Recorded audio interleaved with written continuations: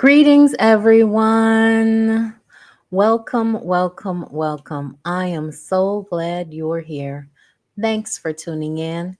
Tonight, we'll finish reading Kobe Cambone's the African Personality in America, an African Centered Framework. Starting on page 177, we're on chapter 8. Chapter 8 starts with a quote from the Most Honorable Marcus Mosiah Garvey. Nationhood is the highest ideal of all peoples. Greetings.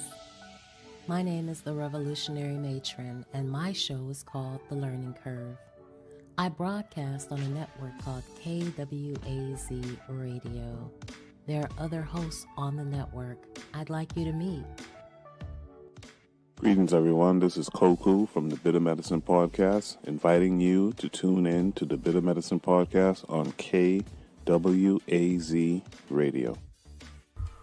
Peace, family. This is Oni, inviting you to listen to the Pro-Black Perspective, where black problems are addressed with black solutions. This is D Webb with the Harsh Reality Podcast, asking you to tune in where we tackle the news of the day that affects our community, only on KWAZ Radio. The views, thoughts, and opinions expressed here belong solely to the respondent, and they do not necessarily reflect any broadcast networks, affiliates, nor sponsors. The Learning Curve is a broadcast created for the benefit of my global community. Black is a consciousness. Content is being used for our commentary, research, criticism, education, scholarship, teaching, preaching, and news reporting. No copyright infringement is intended. I will make enunciation mistakes. I will give you my opinion about the information. And if you ever ask, I will send you my source. Reclaiming our Africanity, applications of African personality theory. As I have repeatedly argued in this book, a fundamental problem in the African community in America involves the widespread existence of fundamental African personality disorder. In terms of psychological and cultural misorientation throughout virtually every quarter of our community. It is evident in African family functioning, African child development, African educational practice, African religious practices, African economic and political systems, African community activities, and in African leadership covering virtually all areas of African life in America. Thus, the bottom line problem in the pervasive condition of, from mild to severe, African psychological cultural misorientation is the underlying deficiency in African self-consciousness. That is, the dominance of Eurocentric consciousness in the psychological functioning of African people. The great challenge, then, for the preventative intervention in African mental health, especially under the abnormal and unnatural conditions of European cultural oppression, white supremacy domination here in American society, is to create cultural conditions, Africans' cultural centered conditions that will develop and foster African self-consciousness, a Pan-African nationalist consciousness in African people from the cradle to the grave. In other words, Africans must create the cultural infrastructural conditions that will foster African nation building and maintenance. In other words, the ultimate creation of an African world order. In order for this approach to be Afrocentric preventative intervention to become a reality. Several critical issues and conditions in African life must be addressed. Irrespective of which issue or area is focused upon at a particular point in time, all of them seem critical based on this analysis. These are as follows. Through massive re-education, the African communities in Africa and those dispersed throughout the world must develop a Pan-African nationalist consciousness and identity. This will entail all groupings of Africans, wherever they are located, to recognize themselves as an African nation with an African-centered interest, mission, and destiny.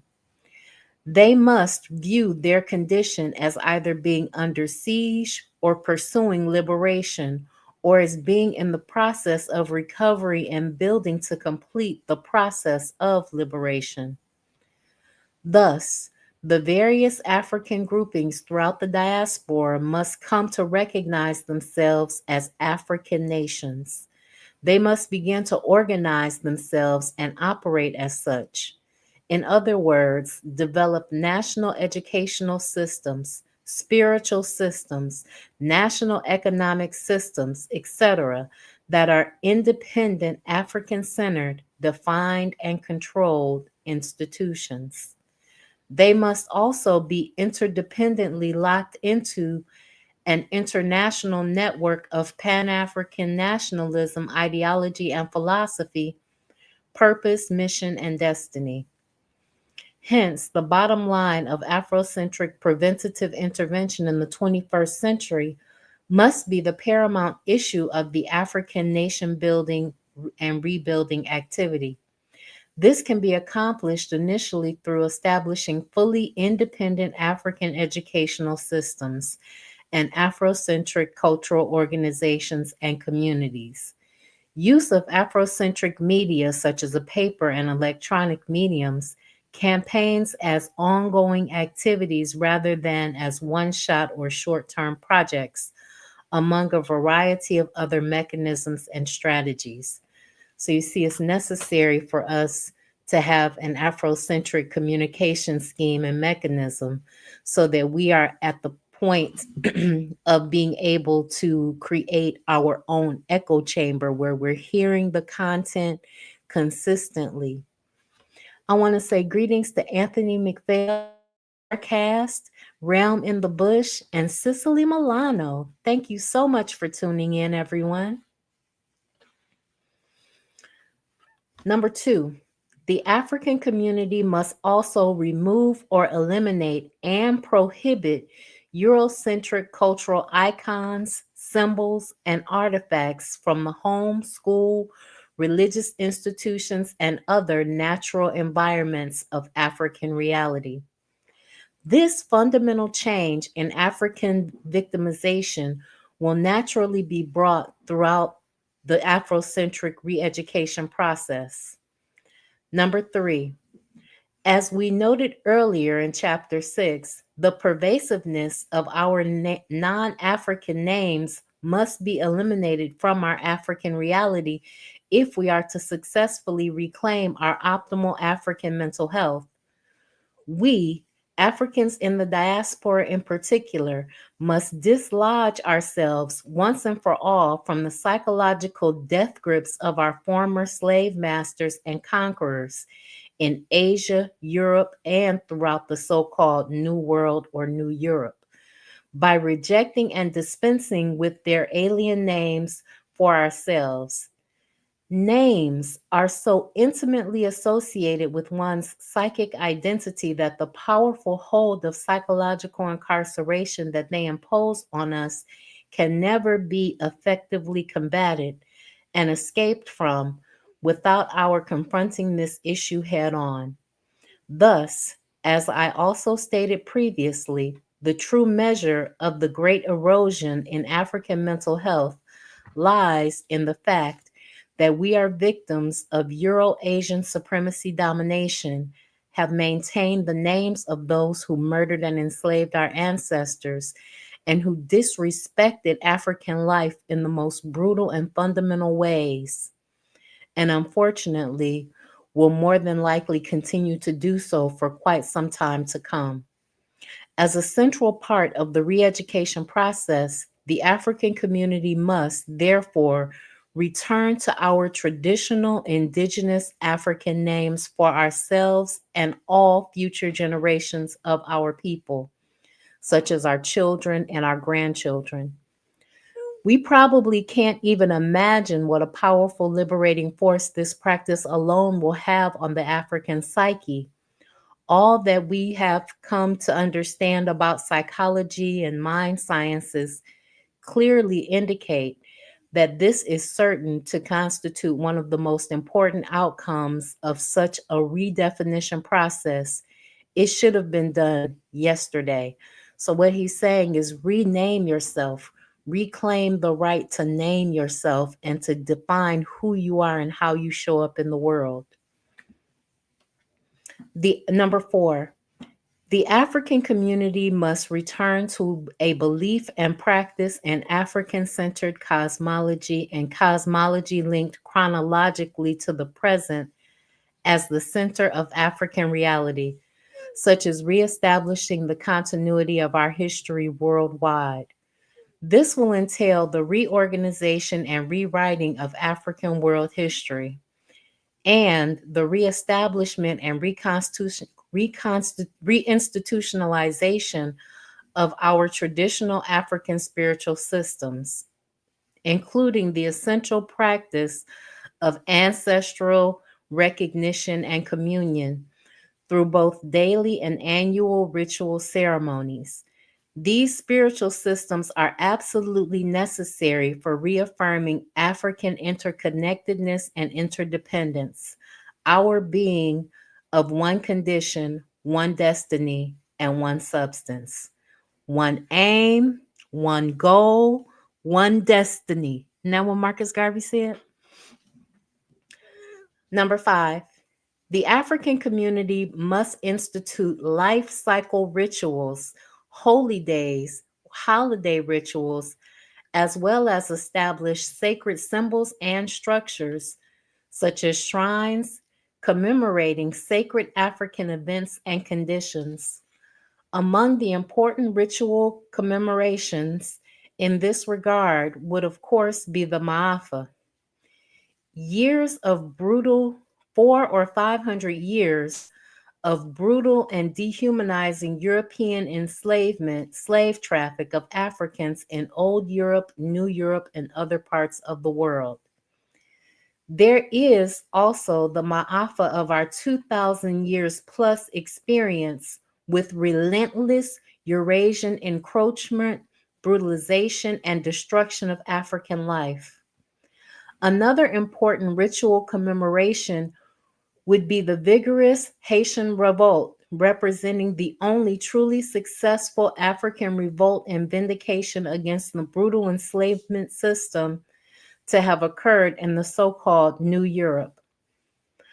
I am also convinced that the African world must institute a purging ritual related to reaffirming our conscious resolve to sever all African, especially psychological ties and allegiances to complicitness in the white European supremacy domination, which has grown out of our victimization resulting from the Ma'afa. We contemporary Africans must confront the Ma'afa psychologically, spiritually, through cultural ritual. In all of this, it's intimidating pain, anguish, fear, terror, emotional trauma, and suffering in order to reconnect spiritually with our ancestors, with our Africanity, and with Africa itself. Through this spiritual reconnecting with our ancestors, we must rededicate ourselves to their vindication and redemption through our physical, psychological, and spiritual liberation from European supremacy domination and our return to our African sanity of spiritual wholeness as African people. I honestly do not believe that our ancestors will ever rest in peace, or that we, their descendants, can ever experience spiritual peace and balance until reciprocity or ma'at is reestablished in this aspect of our ancestral experience in New Europe.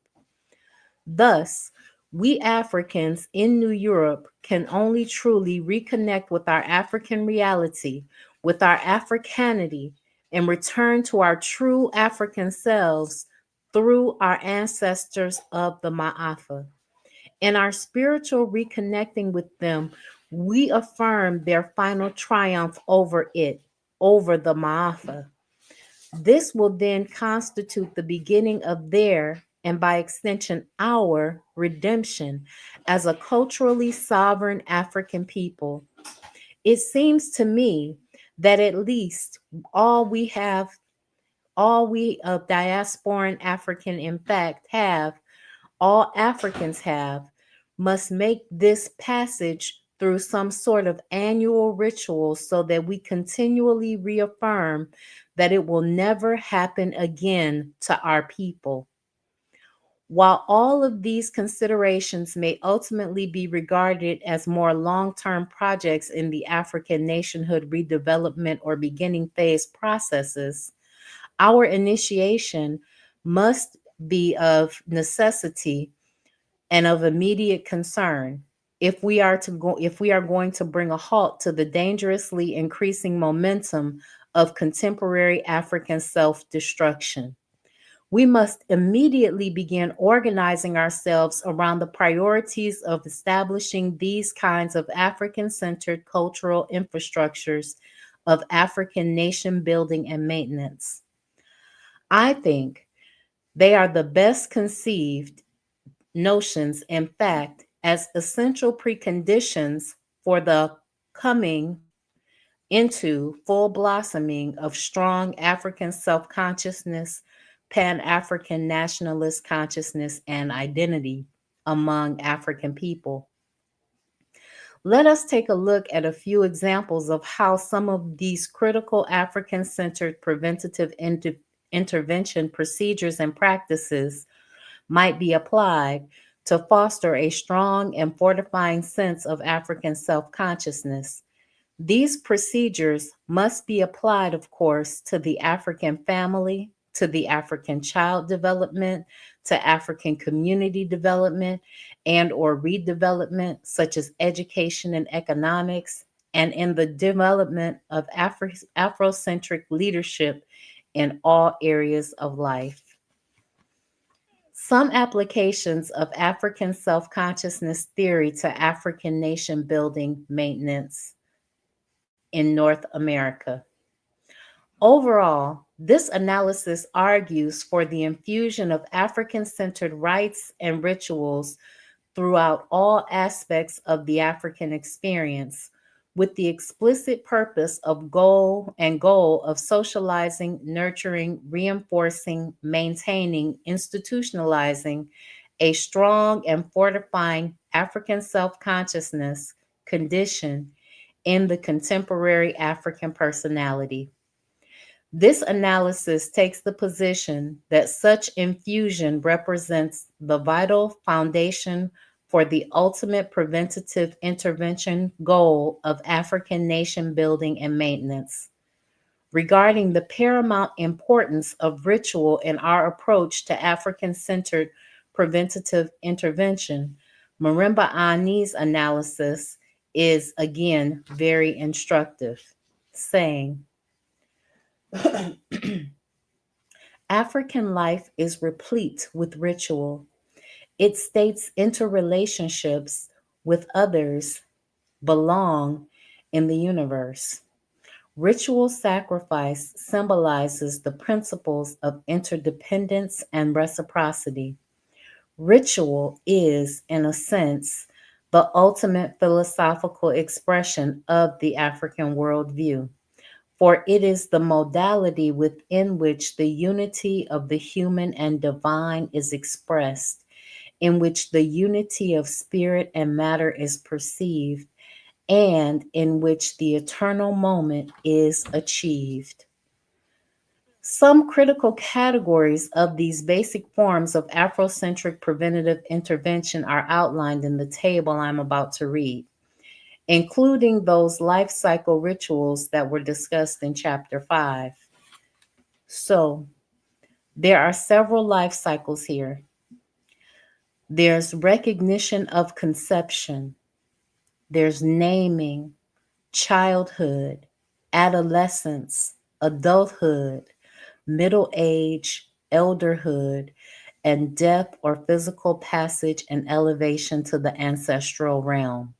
All of those are different life cycles. The holy days or holidays could be the Ma'afa itself, the ancestors' birth or death days, the Netchers, meaning the season changes, Kwanzaa, name days, the New Year or the Septepi,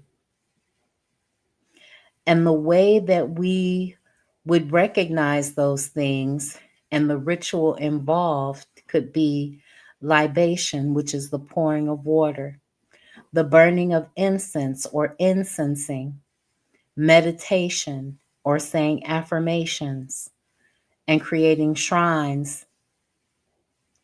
The resolution for going through these life cycles and holidays and recognizing these things are sanctions against the oppressors, ancestral wisdom, elder wisdom, cleansing and purging yourself, spiritual healing, and ultimately African identity reclamation. As can be seen in the table we just discussed, there are at least 4 important categories of African cultural rituals that appear to be required for the rebuilding of our African cultural infrastructure here in the American diaspora. These are as follows: life cycle rites for personal communal transformation, annual rites for sacred ceremonies for the recognition and commemoration of African ancestors and deities, for national, international, and local historical events, and for other special events such as naming days or birthdays. Holy day rites may also occur on a much more frequent basis, such as seasonally, monthly, weekly, or even daily. Daily rites for individual and family level personal communal development and transformation. Resolution rites, which represent special circumstance rituals for resolving personal and interpersonal issues and conflicts that may arise from time to time. The life cycle rites were discussed in Chapter 5, including the Holy Day holiday category, are rites which commemorate the Ma'afa, other significant ancestors, our traditional deity, the well-known Kwanzaa celebration, and our traditional New Year from the Kemetic civilization. Also included in this category is a ritual that I am calling name days, as opposed to the more individualized birthday celebrations, for reaffirming our significant roles and meaning in the community, in the continuity of family, community, race, and nation. This, in my view, is needed unless we can redefine birthdays into a purely communal and nation building and maintenance expression. The daily rituals of libation, incensing, meditation, and shrines are critical as regular reinforcers of ancestral communion and as mediums or processes of ongoing personal communal transformation. The resolution rituals speak to our critical need for mediums and processes which facilitate resolution of the many intra and interpersonal conflicts and difficulties that occur in the lives of Africans, and particularly those which beset our lives as we strive towards our recovery from white supremacy, domination, and victimization. and seek to regain our self-determination and affirmation through nation-building activities. These include rituals where we might seek ancestral intercession, submit to the wisdom of the elders of the family and community, engage in a cleansing or purging procedures, or undergo more formal traditional spiritual procedures, which may incorporate some of the other forms already mentioned. This recommended preventative intervention process for African personality development must therefore involve the redevelopment and reinstituting of rites of transformation for the entire African community throughout the life cycle, from the conception to the ancestralhood for African women, men, boys, and girls, and the elderly. It requires the redevelopment and reconstruction of an African-centered cultural calendar to guide the practice of annual, seasonal, monthly, weekly, and perhaps some daily ritual ceremonies and cultural celebrations.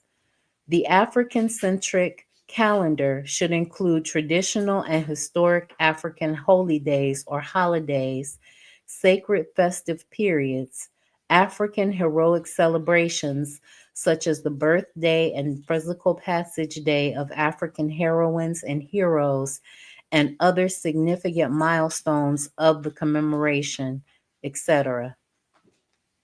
Many of these suggested preventative interventions, particularly those involving the resurrection of traditional African cultural practices and customs, should be considered essentially transitional at this point in the African nation building movement.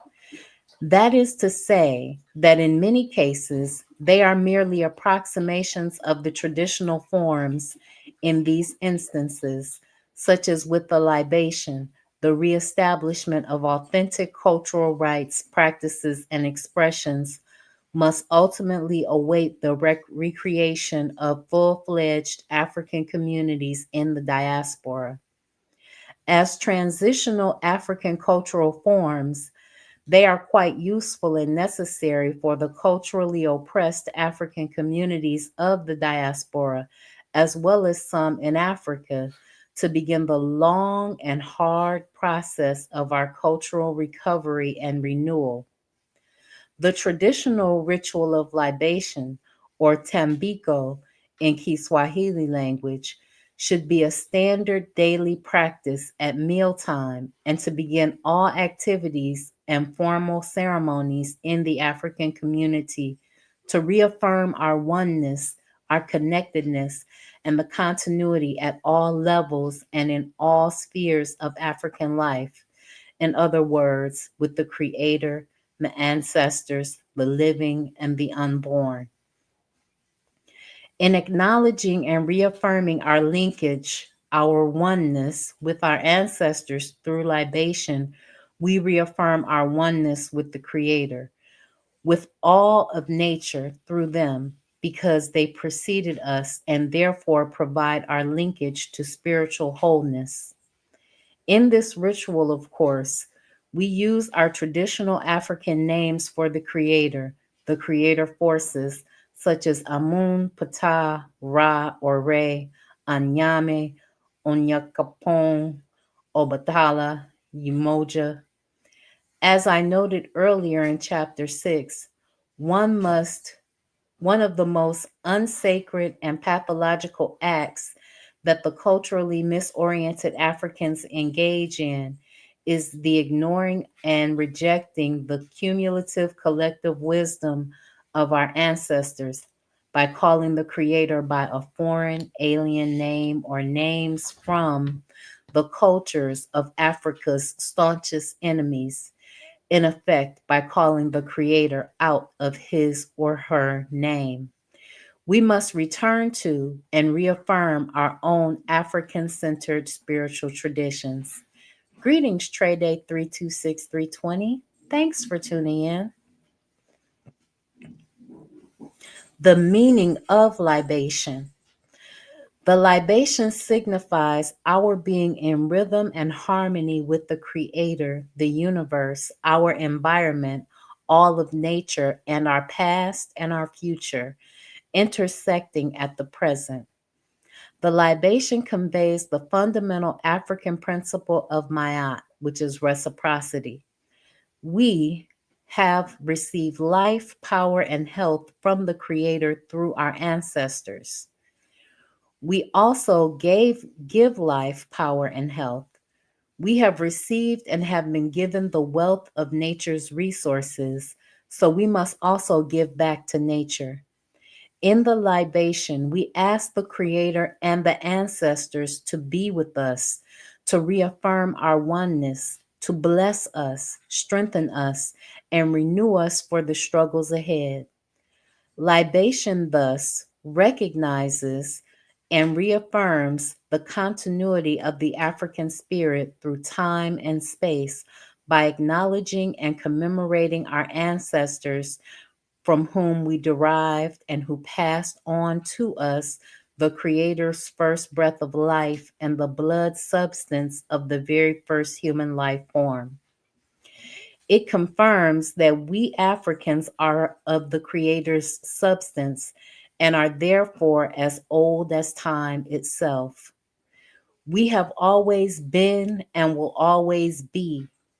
Thus, the libation signifies our oneness with the universe, the Creator, the ancestors, and with all African people, past, present, and those yet to come.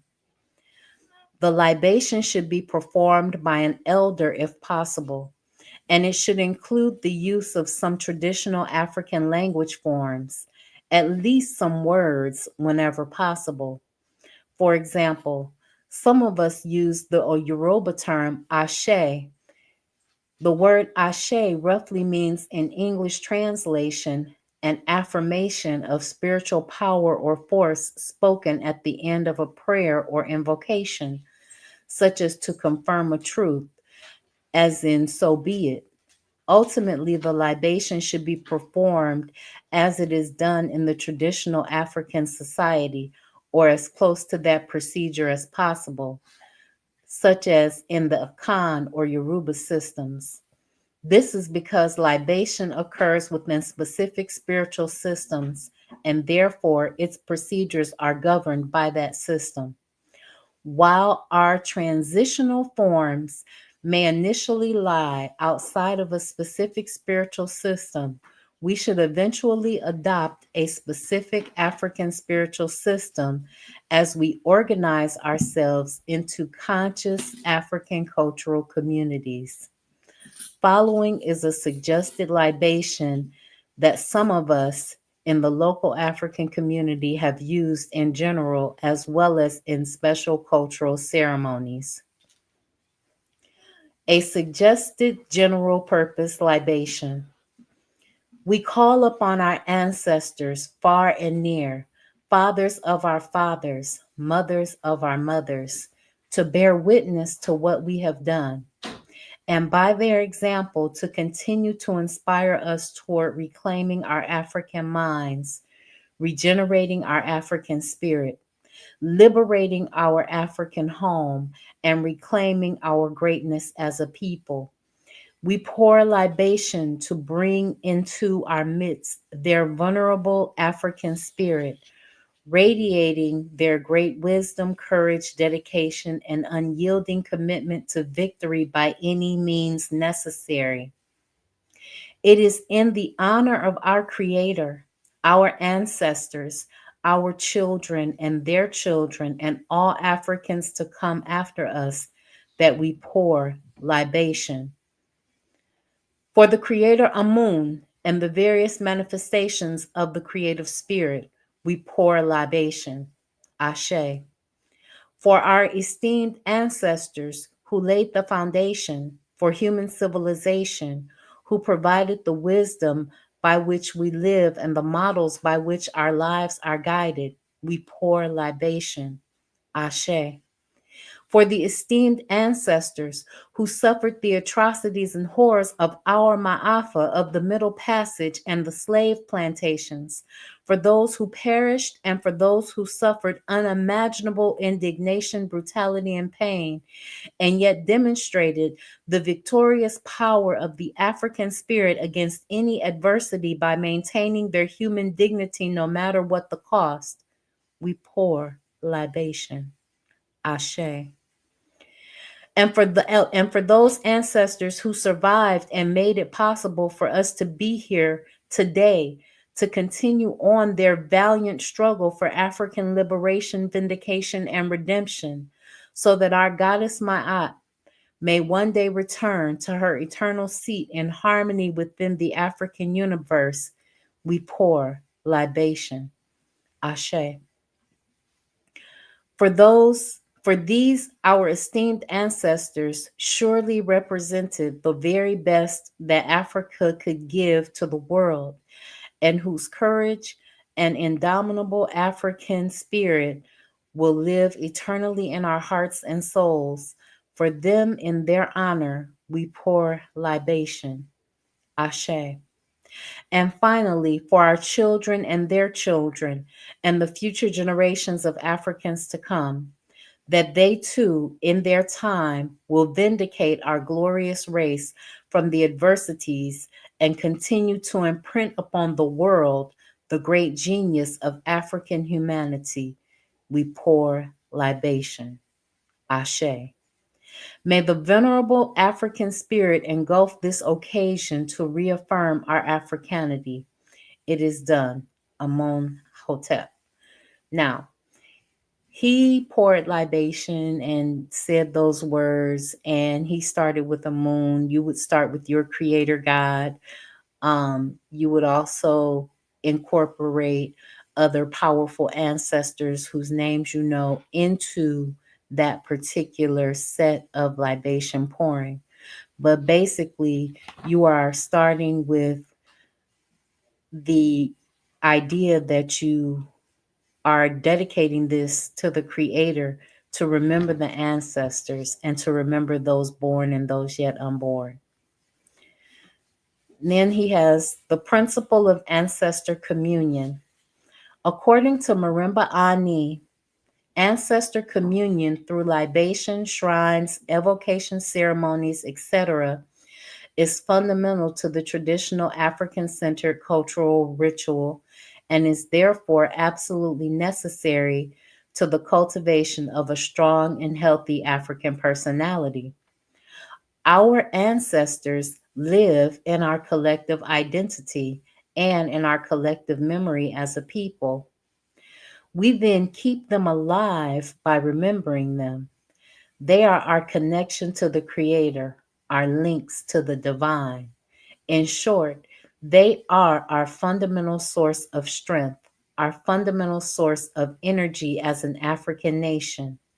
Therefore, when we live in and identify with an alien culture, such as we do in Eurocentric American society, and praise the ancestors, gods, and cultural icons of our enemies in the place of our own African ones, we in effect destroy our ancestors, cutting ourselves off from our cultural spiritual wholeness.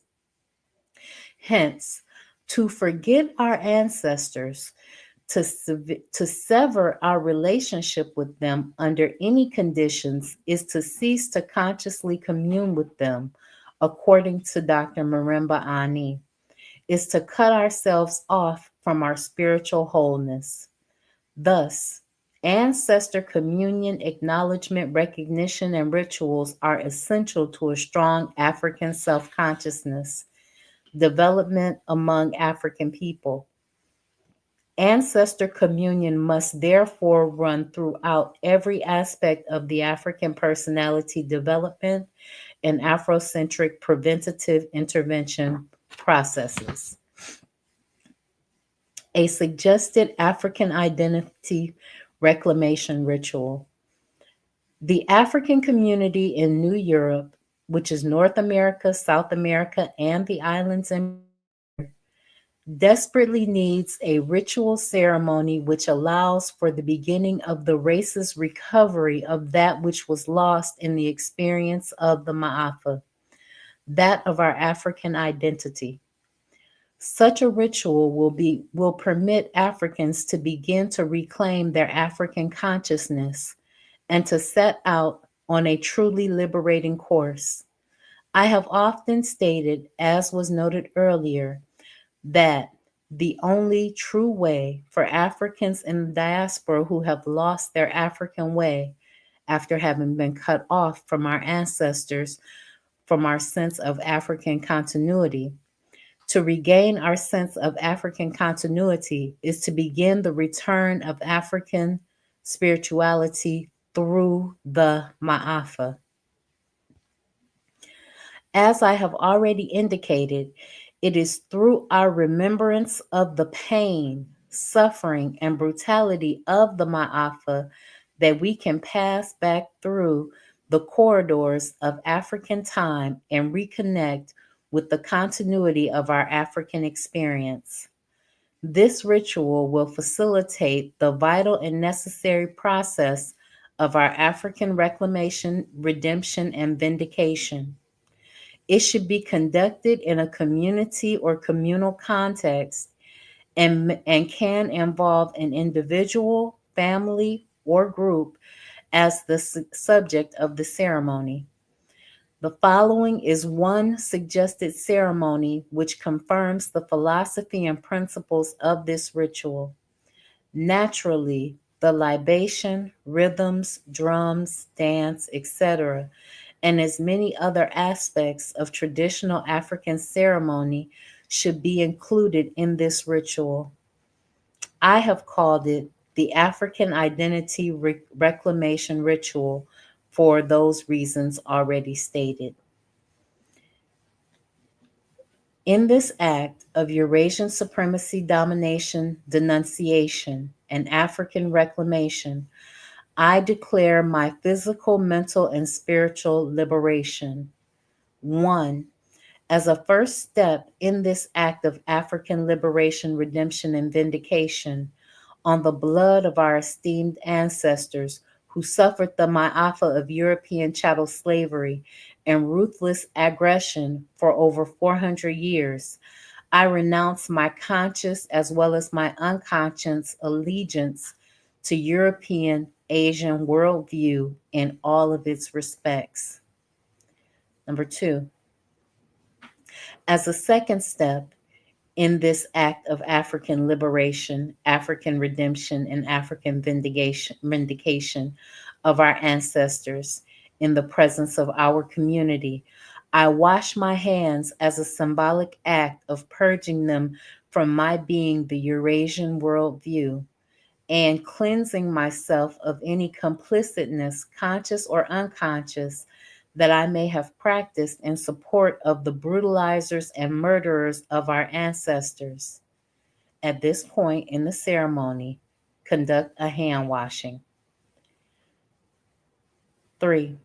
As a third step in this act of African liberation, African redemption, and the vindication of our ancestors, I denounce the alien name which was imposed upon me by Eurasian domination, and through our first to the last ancestors of the Ma'afa, through their pain, suffering, brutalization, and death, I reclaim my African birthright, my African heritage, by retaking for myself and my family a traditional African name. From this moment on, I shall be known as, for me it's our matron, revolutionary matron. And you're supposed to repeat the African name 3 times, each time in a louder pitch. In these actions, number 4, in these actions, I dedicate and rededicate myself to the vindication of our ancestors who suffered the Ma'afa of European and Asian enslavement and brutalization, and to the rebuilding and maintenance of African culture and civilization to be stronger and more beautiful than, I dedicate and rededicate myself to fortify African culture against ever again being vulnerable to alien penetration. Also, in this action, I dedicate and rededicate myself to defend the sacredness and integrity of African life with all of my strength and all of my being to the best of my ability.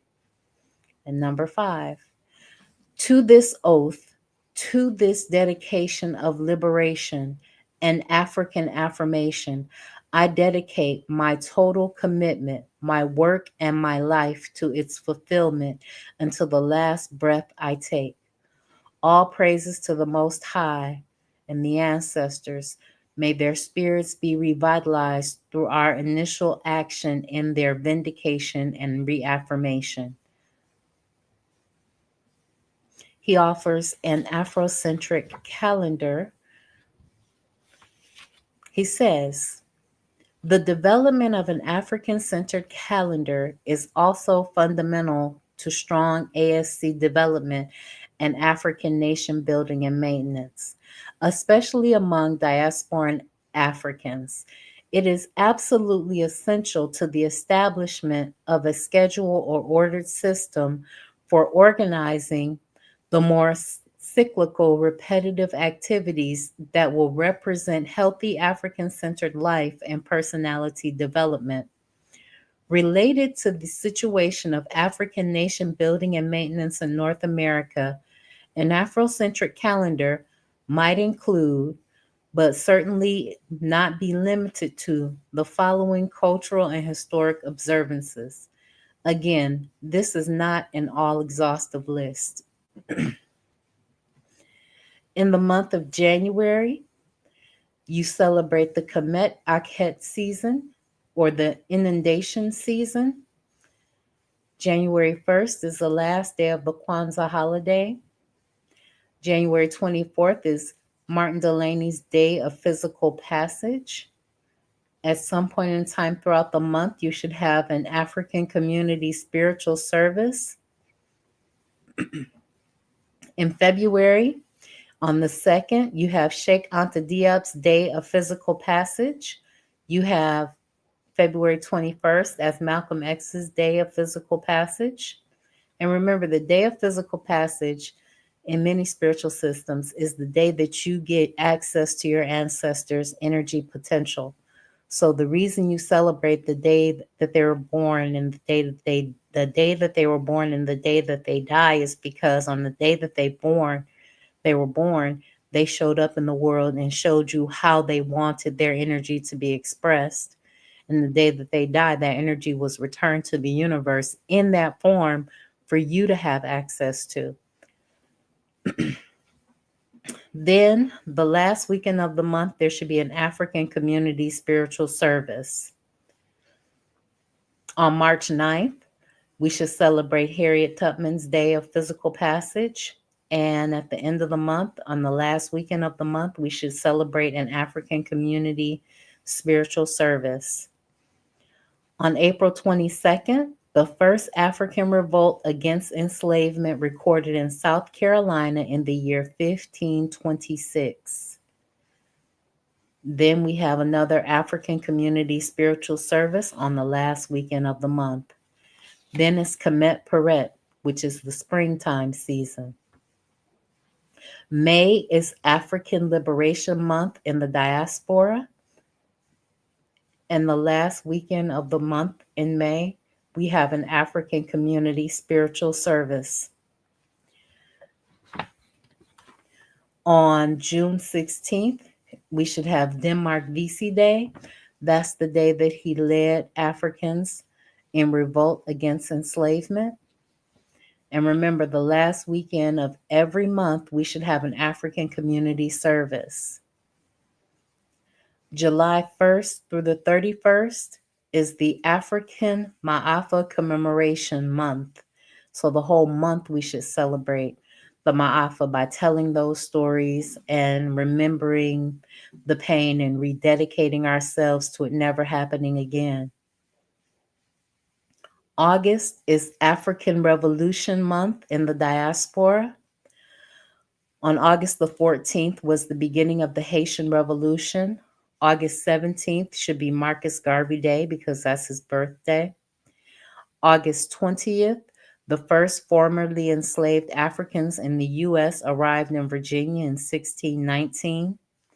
August 21st should be was the day that Nat Turner led an African revolt against enslavement in 1831.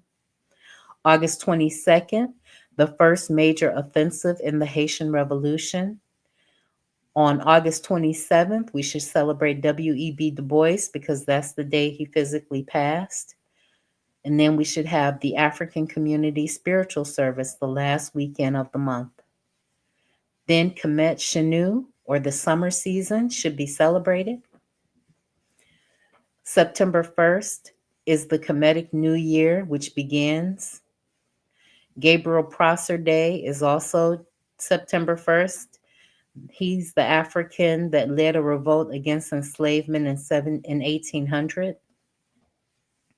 September 9th, the founder of the Association for the Study of African Life and Culture in 1915.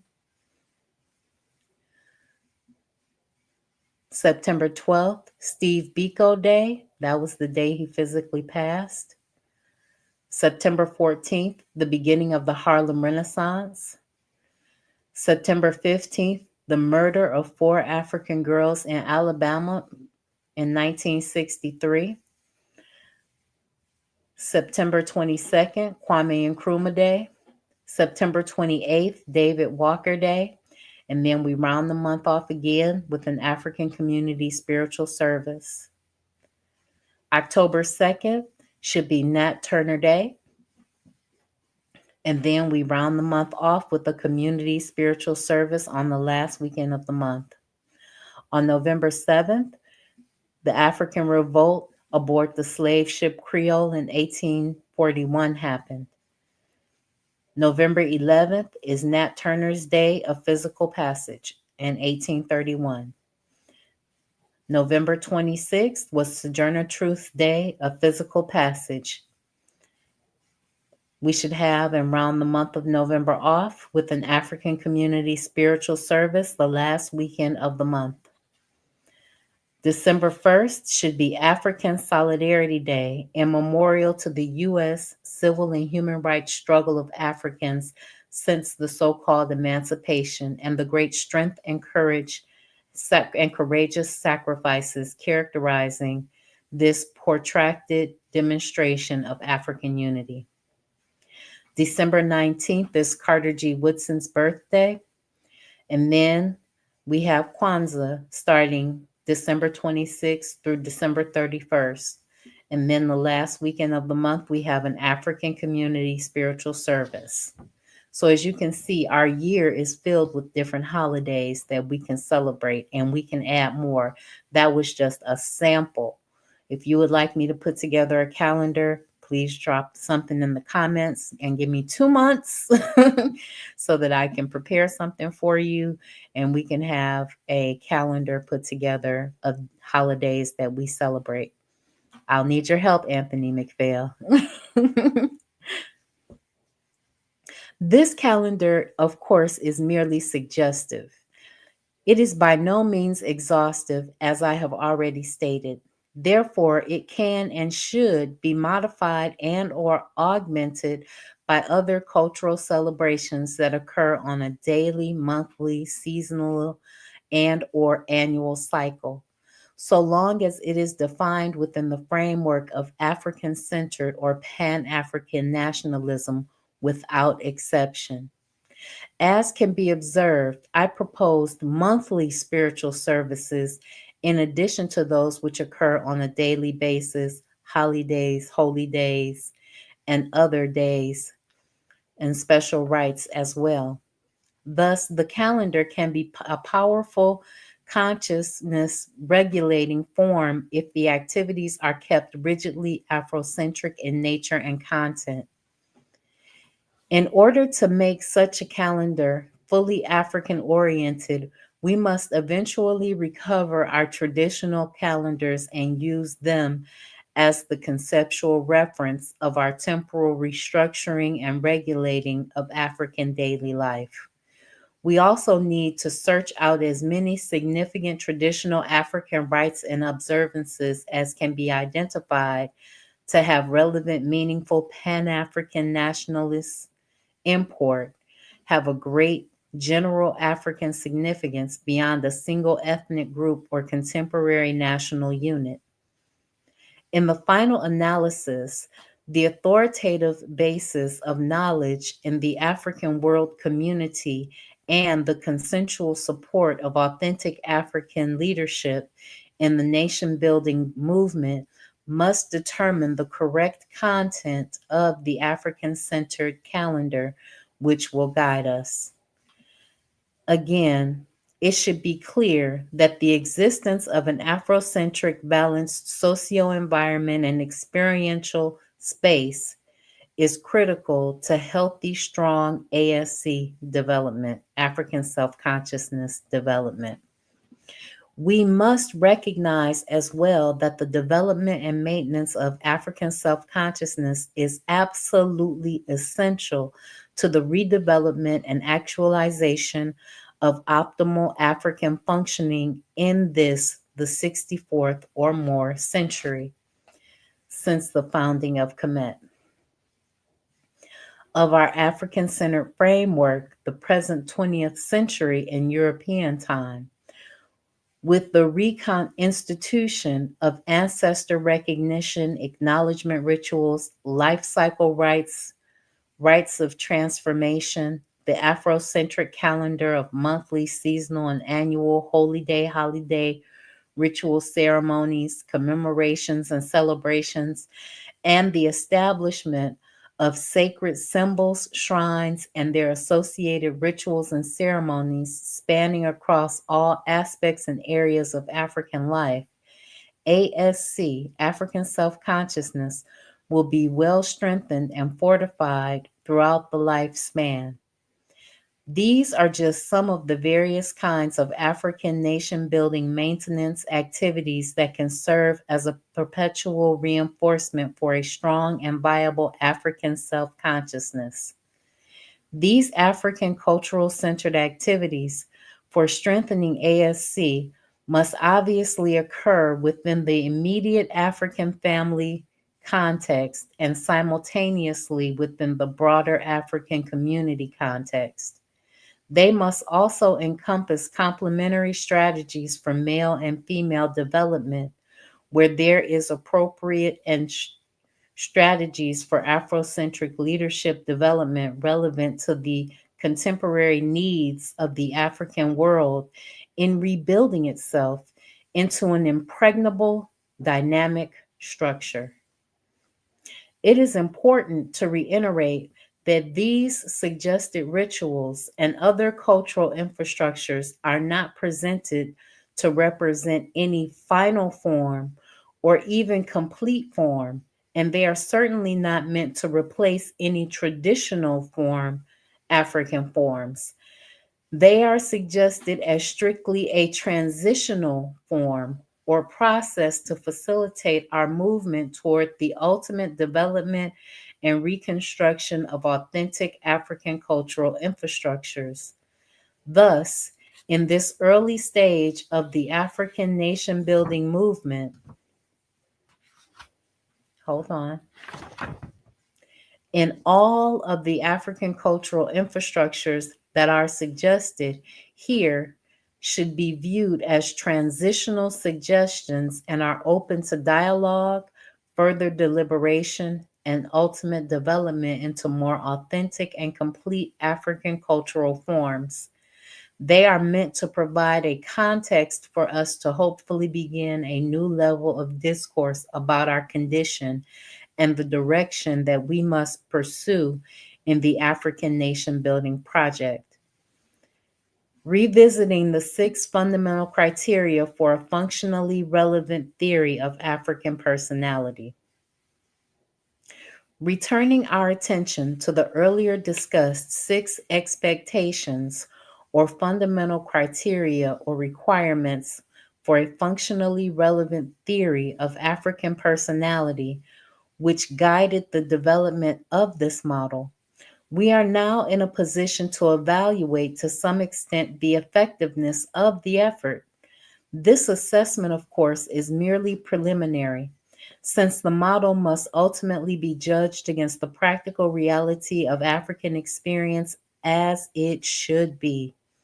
However, it would be instructive to examine how well a justification can be advanced on behalf of the model relative to the criteria which guided its development. In the following, then, I will restate the 6 fundamental requirements and briefly discuss how well this model appears to satisfy or fulfill the expectation. 1. As you will recall, the first fundamental requirement for a truly relevant model of African personality was that the model must be Afrocentric, ideologically and philosophically. That is, the model, its definitions and key constructs, etc., must be firmly and affirmatively grounded in the historical cultural reality condition of African people, using this condition as its primary frame of reference. I believe that this requirement by and large has been met by the model presented therein. At the same time, it must be acknowledged that more African language forms and concepts must continue to be incorporated into the model to capture the full meaning of the African processes being described and articulated. The model is open to and indeed welcomes and with such additions. Also, as our knowledge of Kemetic spiritual systems and other traditional African spiritual systems increases, more detailed aspects of the transformation processes occurring in African personality will naturally be incorporated as the knowledge dictates. Ideologically, the model is quite sound, I think, and it consistently points toward the ultimate goal of African nation building and maintenance, that is, toward the reestablishment of African world order. Cambone was not playing with us. He was about that power. Number 2, the second requirement was that the model must include biogenetic influences or determinism in the African personality formula in order to realistically represent a truly racial cultural personality theory. In other words, the model must be able to account for the obvious differences in biochemistry, behaviors, and psychological functioning and the overall condition of distinction that characterize Africans and Europeans wherever they are dispersed throughout the world. It was proposed that the model must be as unambiguous about its biophysiological parameters as it purports to be about its psychological parameters, rather than the more typical ambiguous presentations of this issue. The idea being that the African personality must have sufficient biogenetic integrity so that it cannot be obscured or misrepresented by inappropriate applications to non-African populations or groups, as can be often the case when only psychological parameters are used in these kinds of approaches. Summarily, the model proposes that melanin dominance, which is transmitted genetically, represents a critical biogenetic biochemical core of the ASEO, thus the African personality. Melanin dominance is one of the primary sources of African spirituality, which drives the operation of the African personality. It is theorized to absorb and store cumulative African energy knowledge, experience, and consciousness from the very first occasion of African experience right into the present. It is also theorized that melanin dominance generates energy. African spirituality, which is communal, transcending, and interconnecting or bonding.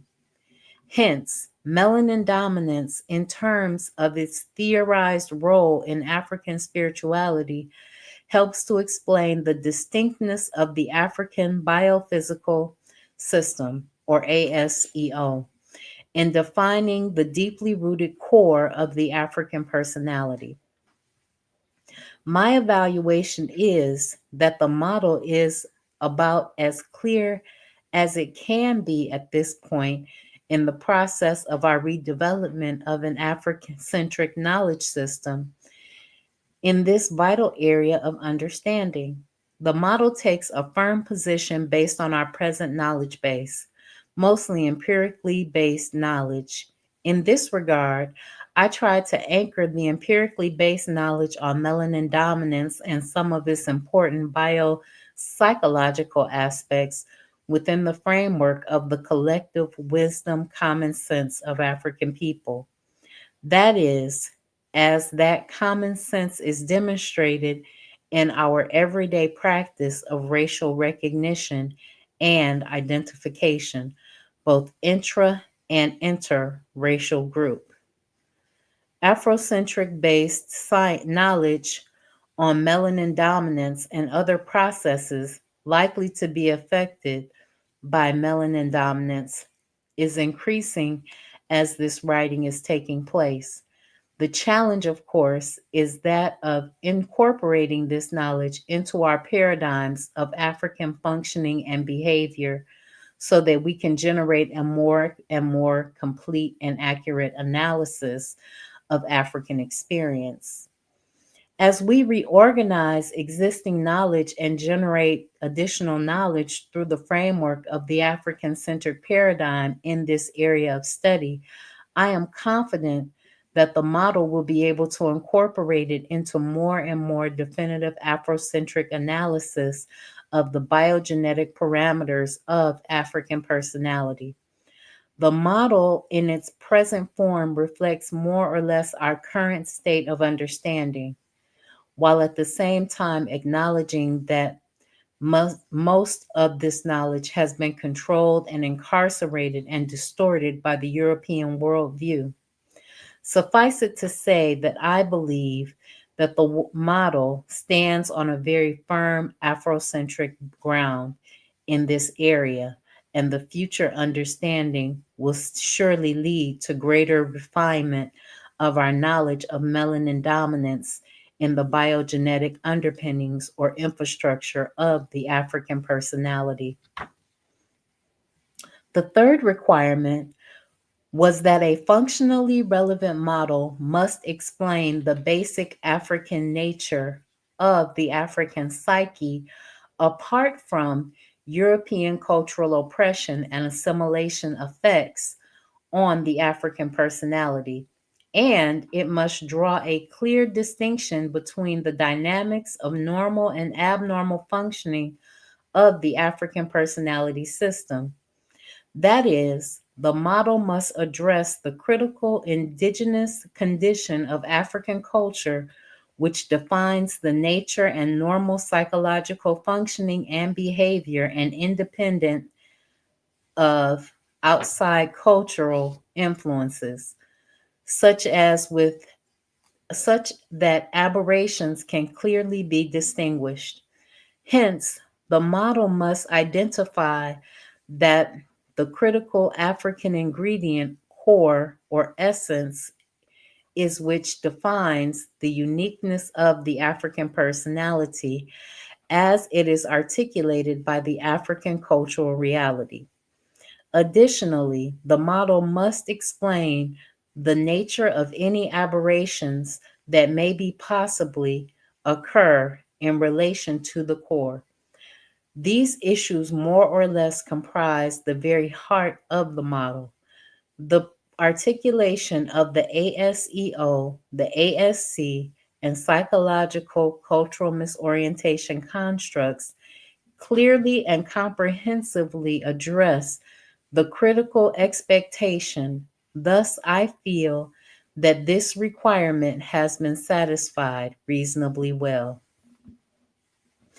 The fourth requirement is that the model must explain how European cultural oppression or white supremacy domination has affected African personality functioning. It should explain what have been the specific psychological effects of European cultural oppression and domination of African people and how these effects have occurred. In other words, the nature of the processes involved. I believe that the model addresses this requirement or expectation quite adequately in its development and elaboration of the construct psychological cultural misorientation and the Eurocentric cultural oppression process. The fifth requirement was that the model must explain or at least suggest how to maintain order or normalcy functioning in African personality functioning and how to restore order where disorder occurs. Thus, the model must not only define the normal condition of the African personality, but also how to nurture and reinforce the normalcy condition, as well as how to correct disorder in the African personality system. This requirement is also adequately addressed by the model in this articulation of a general framework for African personality and development and its emphasis on some specific African cultural infrastructure systems that must be instituted and reinstituted throughout the African life cycle. Of course, the ultimate correct all or Afrocentric preventative intervention procedure advocated by this model is that of African nation building and maintenance, or the establishment of African world order. While the full delineation of this overall procedure remains to be fully developed, many of the African-centered principles that will guide this process are contained in this model by its very nature. And finally, the sixth requirement was the model should have explicit liberation implications or consequences for the African mind. In other words, the socio-political realities of the African world today, where the African mind has been incarcerated by the European worldview, dictates that a meaningful, functionally relevant model of African personality must provide we African people with the necessary psychocultural reference to allow us to break the shackles of our unnatural mental bondage and thrust us toward our full development, affirmation, and self-determination as African people, as an African world nation. Taken as a whole, this model, in my view, makes the most significant statement in directing the thrust of the African liberation movement toward African nation building and maintenance, toward reestablishing African world order. This, in fact, has been the basic theme occurring throughout the book. Again, however, the bottom line evaluation of this model will relate to the accuracy of its representation in African reality. In that process, only time can ultimately judge its worth and utility for the African world through its application and practice in African experience. The African personality and perspective. We have now come full circle in this treatment of the nature of African personality and the manner of its functioning under the conditions of cultural imposition of white Eurasian supremacy and domination. This model attempts to define the psychological nature of Africanity in African people. It also attempts to provide a cultural-based analysis of efficacious functioning in African people as well as ineffective and disordered functioning. And finally, it attempts to provide a psychological model that is consistent with the worldwide African liberation struggle and the ultimate victorious vision defining its resolution. The model, however, is not meant to represent the final word on Afrocentric reconceptualization of the African personality. Quite to the contrary. In fact, this model represents more of a conceptual framework for our work in this area, which will hopefully be further clarified, modified, refined, and expanded through future study and research until it fully conforms to our African reality as we know it. There remains a lot of details that must be filled in as our knowledge increases pertaining to the various facets of African personality. The basic framework presented, however, is pretty well supported by our present base of knowledge. Nevertheless, much remains to be done, especially in the areas of development and articulation of the transformation process and the African cultural infrastructures that must be redeveloped.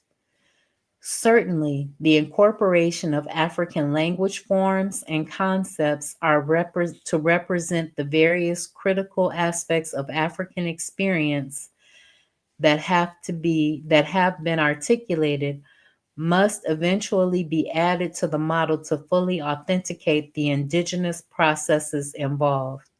A clearer and perhaps more elaborate articulation of African spiritual transformation processes the organization and functioning of the ASEO dimensions will undoubtedly enhance the comprehensiveness and personal level functioning relevancy of this model of African personality.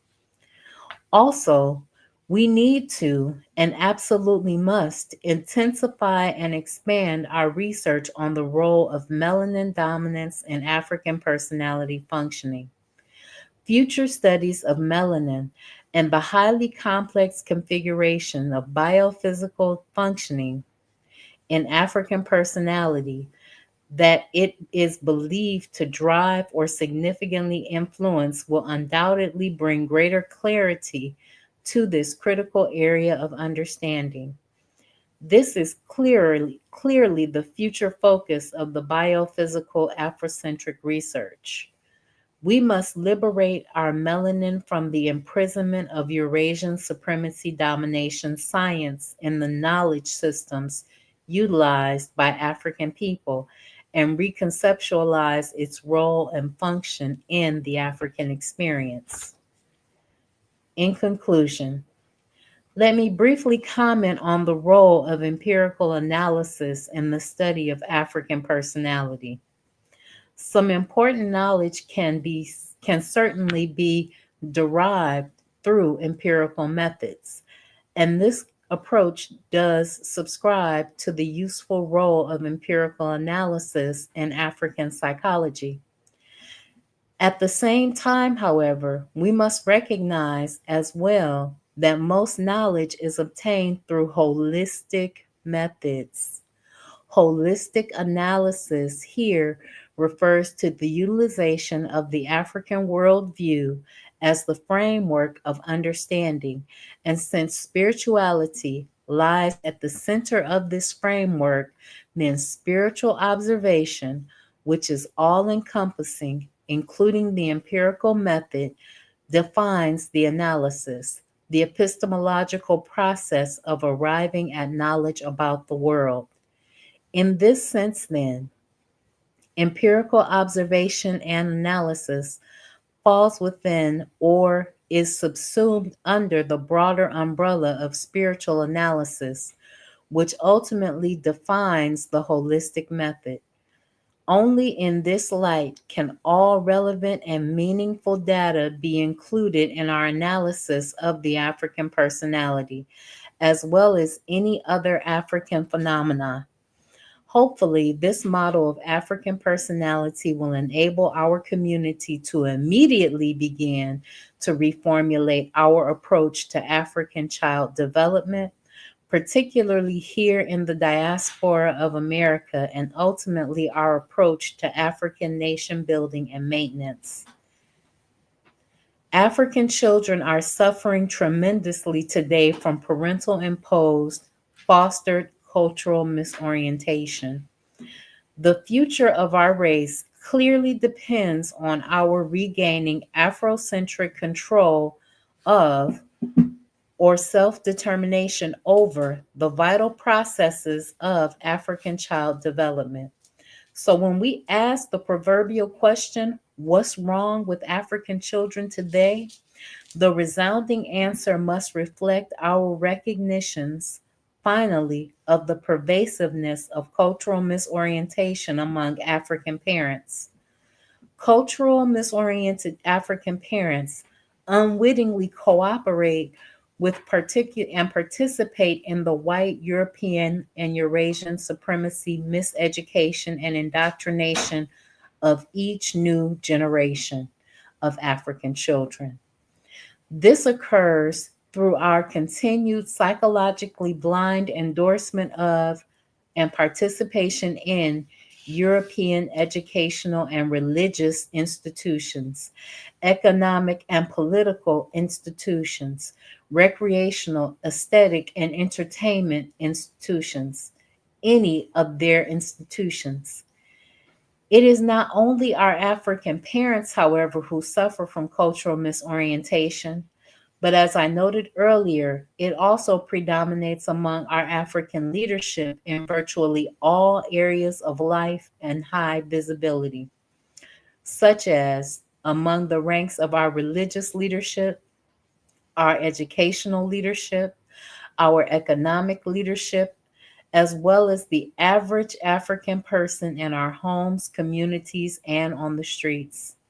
This model then not only sounds the alarm to awaken the African world from its virtually stuporous state of cultural misorientation, but it also proposes how we might, or rather how we must, begin the awakening and recovery process. We must reverse this menticidal process. As I have tried to stress herein, we can only correct our pervasive condition of oppression through the rebuilding of our African cultural infrastructure, of Afrocentric institutions, values, beliefs, and practices.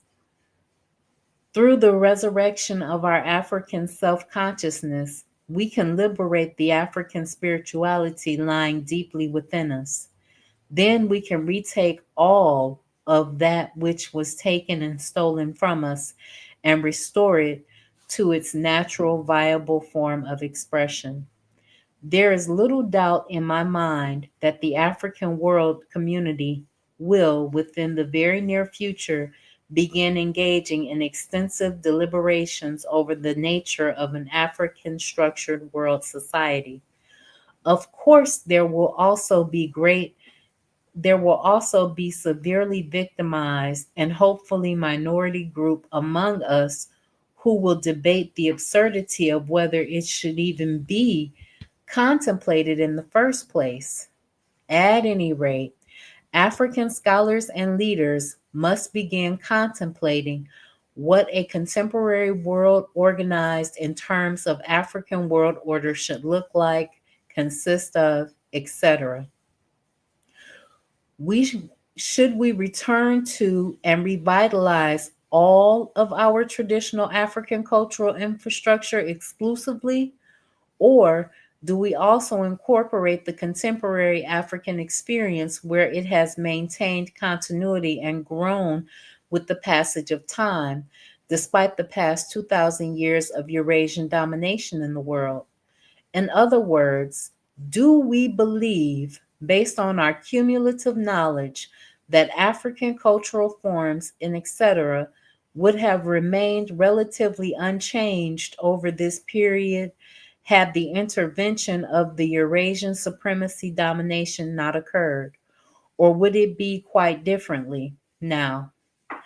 from its earlier historical forms. An even more specific issue that might need to be addressed concerns whether it is the traditional philosophy and principles that must be duplicated or replicated in contemporary cultural infrastructures or the actual rites and practices themselves. Relatedly, is the concern over whether classic Kemetic culture infrastructures or historical Congolese cultural infrastructure or traditional West African cultural infrastructures should be reproduced either in whole or in part in our contemporary reorganization of African world order. On the other hand, we might seek to reproduce some integration, some composition or synthesis of all of these forms, as well as others, since each one projects the overarching African worldview core.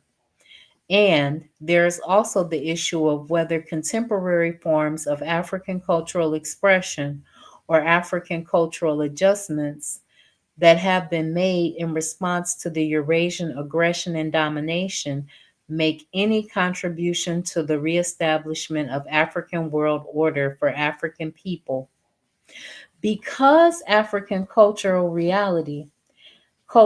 reality is indeed dynamic and transforming, as well as quite stable in its undergirding philosophy and spiritual continuity, these are relevant issues that must be addressed at some point in our deliberations on the nation building thrust. These and other critical issues in the formulation of a new world for African people, therefore, must be taken up by Afrocentric scholars and leadership as we begin to settle and crystallize our focus on a vision for African nation building and maintenance to establish an African world order. This model overall probably raises many more questions than it provides answers to those vital issues confronting the contemporary African personality. In the larger sense, that is, perhaps as it should be, given the current developmental stage at which the African race appears to be in the liberation recovery process. Ultimately, our answers or solutions to such problems must be arrived at through collective deliberation, collaboration, and final consensus of Afrocentric scholarship and leadership. The value of this work within such a context is that hopefully it will assist us in better crystallizing the issues involved and facilitate our momentous movement toward their resolution. It is, therefore, my fervent hope that this manuscript will bring to the forefront of the African liberation movement a much different, if not entirely new, level of dialogue and activity that will bring us closer to the reestablishment of an African world order for our people. And finally, if some parts of this analysis have generated psychological discomfort in us, that is indeed what it was intended to do.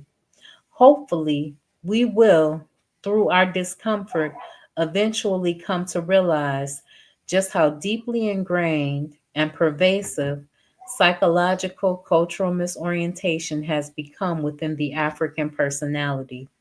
And as a result of this realization, we must finally claim our right as well as our responsibility as African people to heal ourselves, to heal the African race. We can then, and only then, proudly and confidently launch a formidable African personality into the future to rebuild the African nation and reestablish African world order. It is to the great African victory that we must all be committed. Endless our struggle must seem to those whose vision reaches only to the end of today.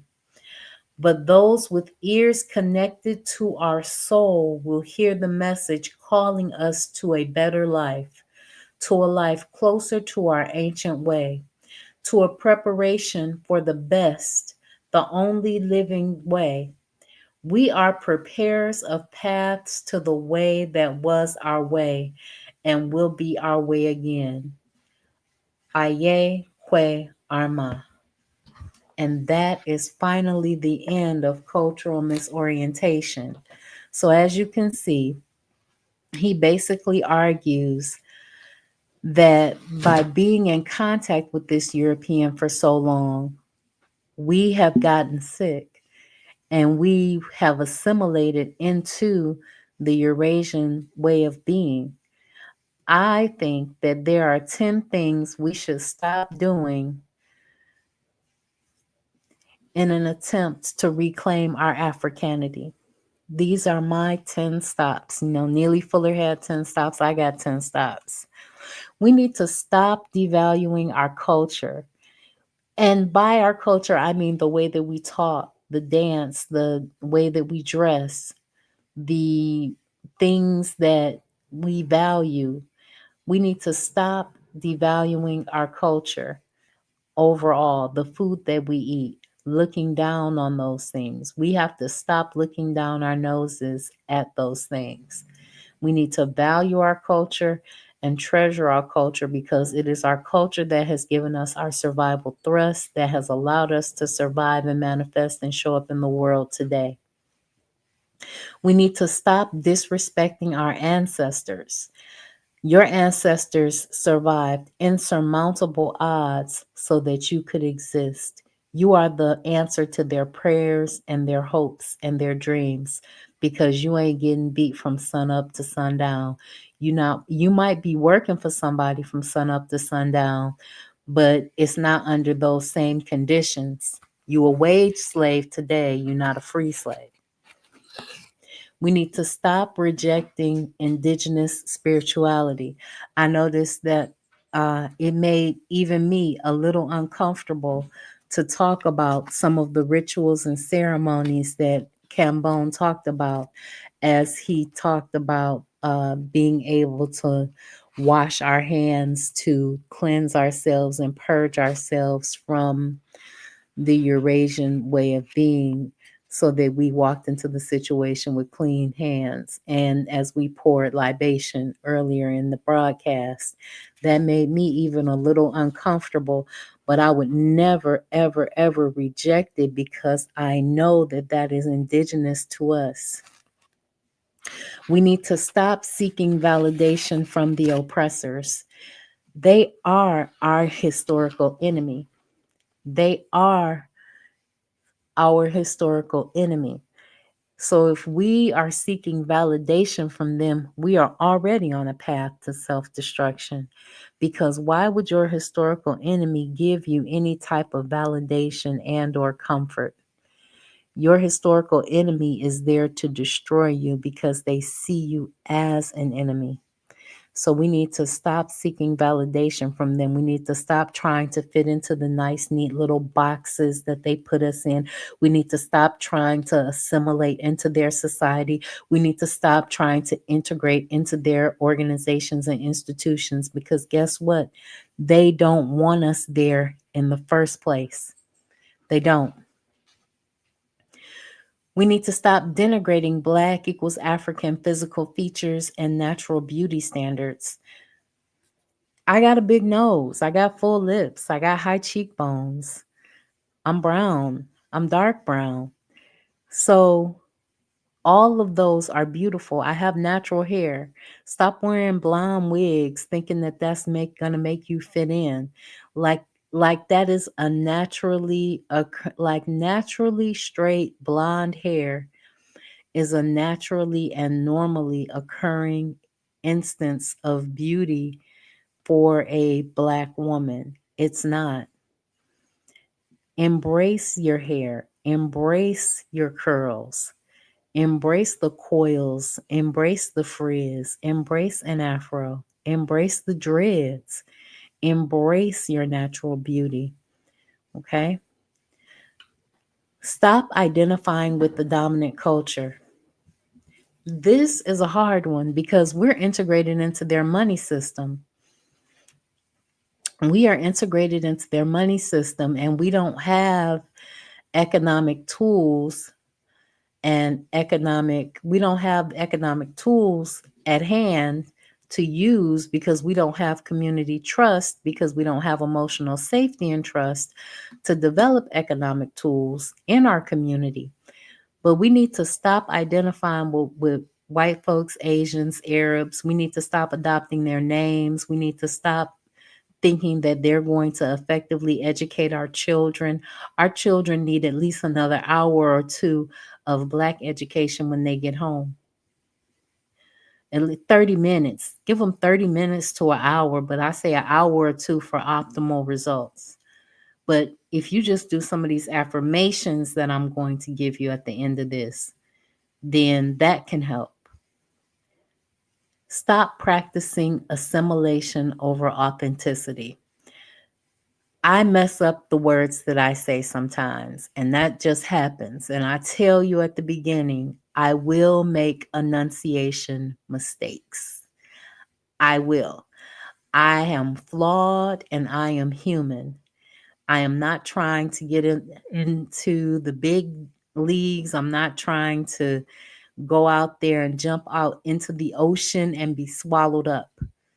Because when you practice assimilation and integration, those are forms of slow death. Those are forms of slow death, because ultimately you disappear. Your Africanity and your Africanness disappears because you mixed in. Because you mix in with those people, your Africanity disappears. You no longer become an African. There are people on YouTube right now that talk about their African ancestors, and they are white passing. There are people in the world that show up as white today that have African ancestors that are white passing today because their ancestor assimilated and integrated. Assimilation and integration are forms of slow death. We need to stop engaging in self-destructive behaviors. Self-destructive behaviors are drugs, alcohol, violence, abuse, exploitation. All of those things are self-destructive. Now, are you supposed to train yourself on how to use a gun? Yes. Are you supposed to take a gun everywhere you go? Yes. Are you supposed to point that gun at your partner or spouse? Not unless they are physically harming you. Are you supposed to, can you take a drink? Some people, most people can take a drink or two. But there are some people that if they take a drink, they can't stop. And if that's you, then please don't take a drink. Don't practice loose morals, okay? You know what I mean. Don't just be dibbling and dabbling here, there, and everywhere, okay? Because that's not good for the community, because you wind up putting yourself in a position where you might create a life, and that might not be the person that you want to be with. When you lay down with somebody to be intimate with them, you need to lay down with the expectation that life could be created and all life is sacred. You need to stop dismissing your collective responsibility. You have a responsibility to this community to show up with your skills and your talents. You have a responsibility to show up in this community as a trustworthy member, as a leader. You have a responsibility to be a part of this community that is honorable. So stop dismissing your collective responsibility and stop fearing and mocking liberation movements. Liberation movements are not to be feared or mocked, because if you're afraid of them, why are you afraid of them? You scared to get from up under massa? You afraid that you're not going to be able to provide for yourself? How do you know? You've never even tried it. you mock them, you mock movements of liberation because you perceive them to be a threat to white hegemony, to white power? Is it that you are so entrenched in this white supremacy system that you perceive and believe that you cannot be led by Black people? Is that the problem?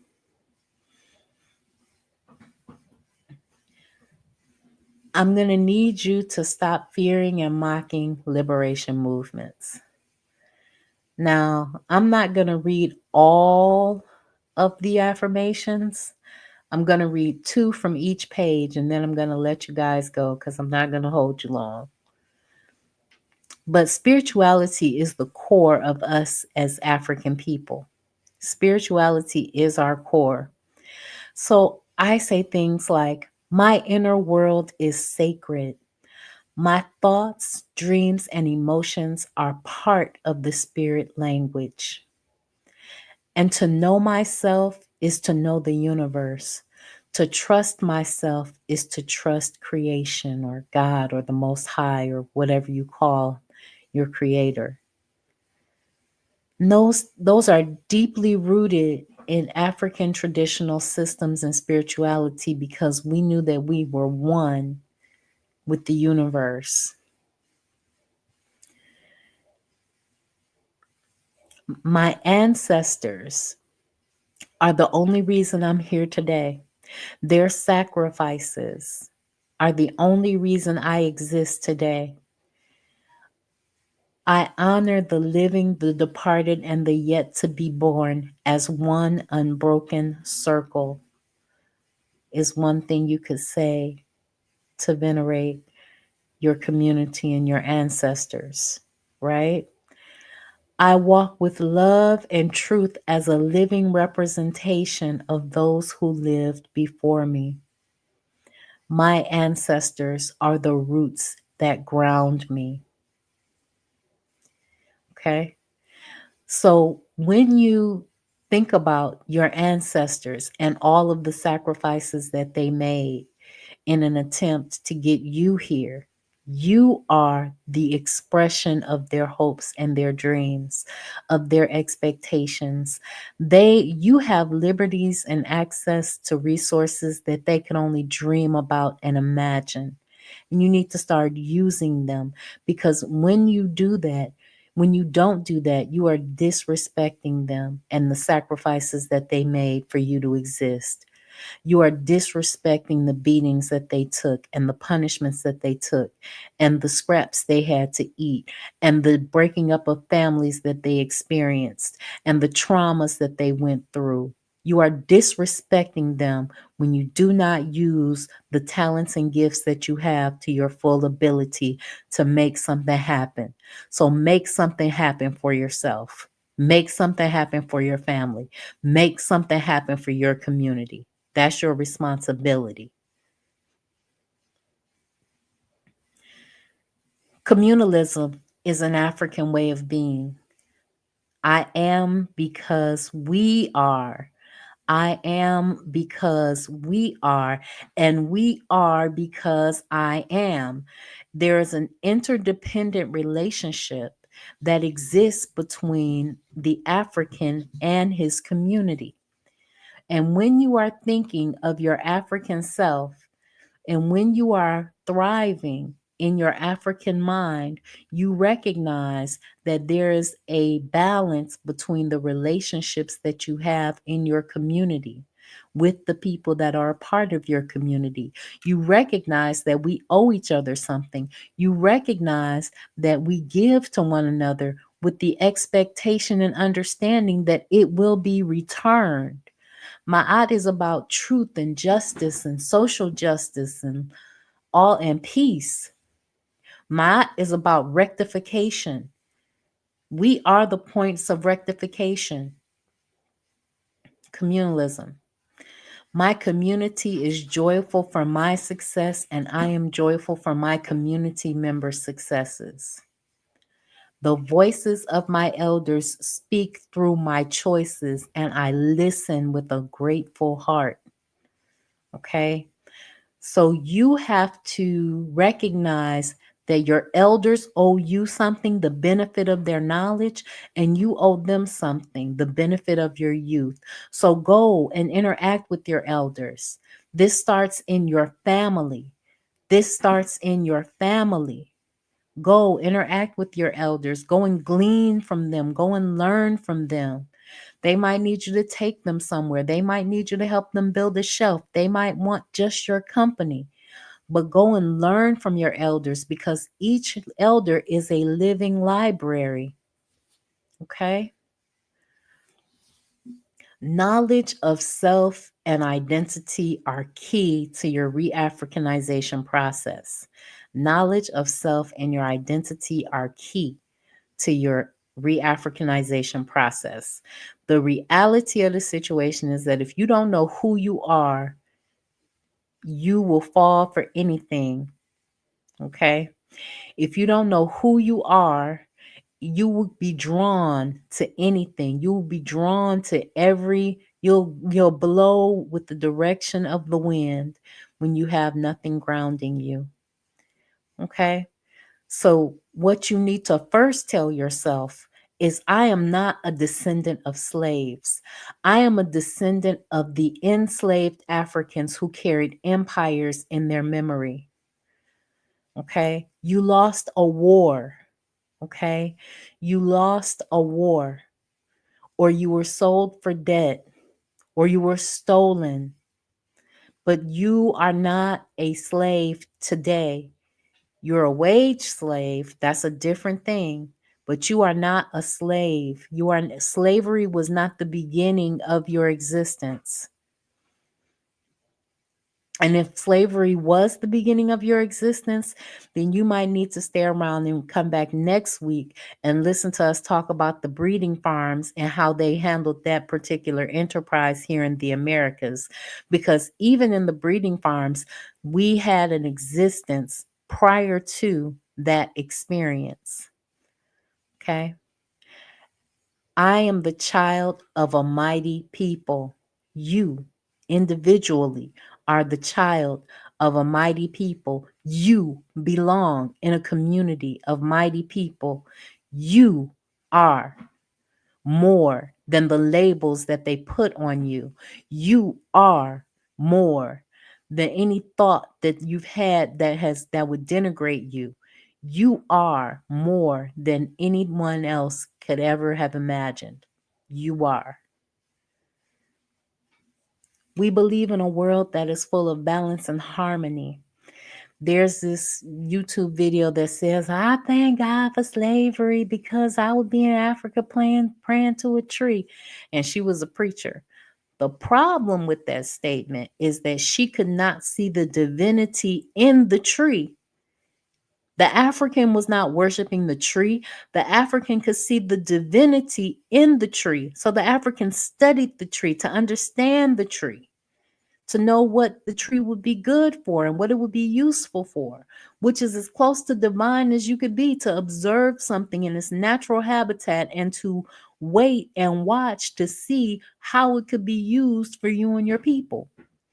So no, as an African, you can say, I walk in harmony with nature because I am not separate from it. I am nature remembering itself. That is not a statement of nature worship or animism. That is a statement that understands your place in the universe, that tells you what you're supposed to do with all of nature. Okay? And then human relationships can be complicated. So you have to tell yourself that I forgive so that my heart stays light and my spirit stays whole. That says nothing forgetting. That says nothing about forgetting the things that have happened and being vigilant against those things happening ever again. That says nothing about forgetting. But you forgive, and forgiveness is for you so that your heart stays light and your thoughts stay pure. But you protect yourself against the thing that has harmed you. Okay? I am resilient, born of the survivors, warriors, and visionaries. Those that would not be broken made me. Those that would not be broken made you possible. Those that would not be broken are the reason you exist to this day. There are lineages that are at the bottom of the ocean. There are lineages that are buried underneath peach trees that can't be eaten. There are lineages that died out. And you are not one of those lineages. You are born of warriors, survivors, and visionaries that saw that if they struggled through today, then one day their lineage might one day be free and be able to walk uprightly and do the things that you have options of doing to this very day. I am not what they tried to make me. I am what my ancestors prayed I'd be. I am not what they tried to make me because they tried to break you. They tried to make you a beast of burden. They tried to put you in a position where you would never see yourself as a man. But you are a man. You are a woman. You are more than they could ever imagine. And that blood that runs through your veins is the blood of genius, is the blood of royalty, is the blood of those who came that survived insurmountable odds and that will continue to thrive so long as you continue to remember. Okay? My mind is free, my spirit is sovereign, and no system can define my worth. No system can define my worth. If their system can define the value of you, then their system can give and take away your personhood. That's why no system can define you and your worth. I release the lies that told me I was less, and I reclaim my full humanity. I reclaim my full humanity. That is all of the different aspects of your humanity. That is all the different aspects: the right to have joy, the right to have peace, the right to be expressive, the right to the right to work, the right to not work, the right to do whatever you want to do. The right to be fully human is yours. It is your birthright. Don't let anyone take that away from you. Holisticism. Wholeness is my birthright and I reclaim it with love. Okay? Wholeness is my birthright and I reclaim it with love. I honor my emotions, my thoughts, and my inner knowing. I honor my thoughts, my emotions, and my inner knowing. You have different things that are given unto you by virtue of the fact that you exist. And you have the right to those things. And because you have a right to inner peace, to emotions, to inner thoughts, to inner knowing, because you have that right to those different things, your enemy will try to disrupt you. But you have a right to reclaim that and to command it into the universe and to speak it every day and then to do something every day that moves you closer to that reality. Okay? There has to be intergenerational continuity. Okay? You say things like, my culture is powerful, beautiful, and full of wisdom. because every day this system will tell you that your culture means nothing. Every day this system will show you females shaking their behinds and half naked on the dance floor, even people in Congress and in the Senate wearing lashes out to God knows where with weaves on and bunches of makeup on, talking all crazy and ghetto, shaking their behinds half naked. That is not your culture. Your culture is powerful, beautiful, and full of wisdom. Okay? I speak with kindness and truth. I speak with kindness and truth. These are the things that you affirm to yourself when you're talking to yourself, whether you do it daily or weekly. I recommend writing some of these down. If you would like a copy of these, shoot me an email and I will email you the Google Doc. But these are affirmations that you should say to yourself to help against the cultural misorientation that you have been subjected to. Cultural misorientation critiques the Eurocentric psychology and offers an African-centered framework for understanding the Black identity and mental health. The author, Kobe Cambone, argues that due to centuries of cultural oppression, enslavement, and Eurocentric conditioning, we as African people have been culturally misoriented and we have adopted white supremacist values, beliefs, behaviors, and identity. Let me know what you think.